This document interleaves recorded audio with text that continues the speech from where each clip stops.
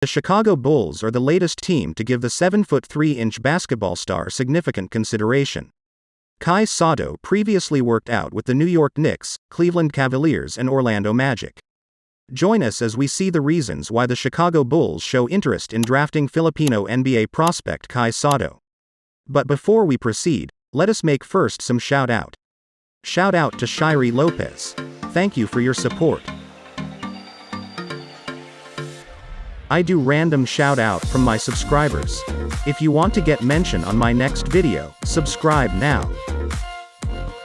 The Chicago Bulls' success this offseason will hinge on their ability to draft successfully. They will select a player in the top 20 of the upcoming 2022 NBA Draft.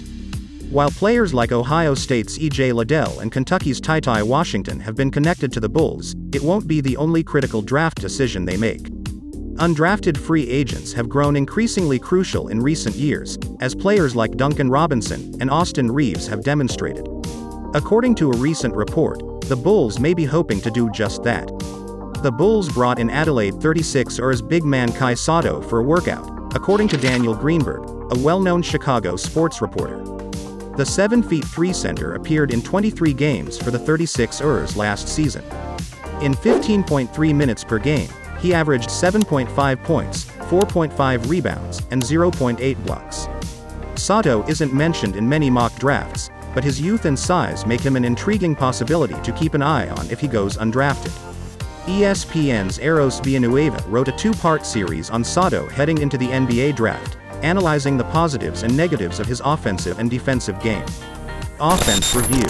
In speaking with Tim Smith, a New Zealand-based scout, Villanueva got some intel on Sotto's offense.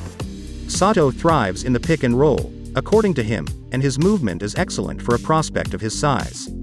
The first thing that stands out with Kai is that the size is very real. His fluidity and mobility is an intriguing aspect of his game and really stands out when rolling to the basket, where he had some vicious dunks, Smith explained.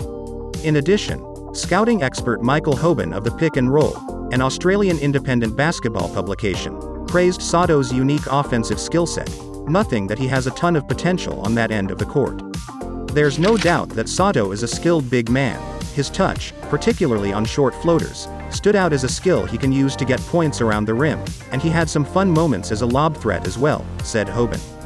Defense review. In speaking with scouts who are familiar with Sotto, Villanueva received mixed feedback regarding the big man's defense.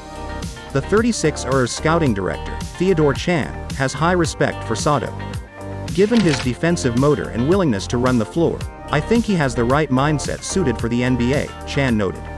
However, scouting expert Michael Hoban said that defense is a very clear limitation for Sotto at the moment.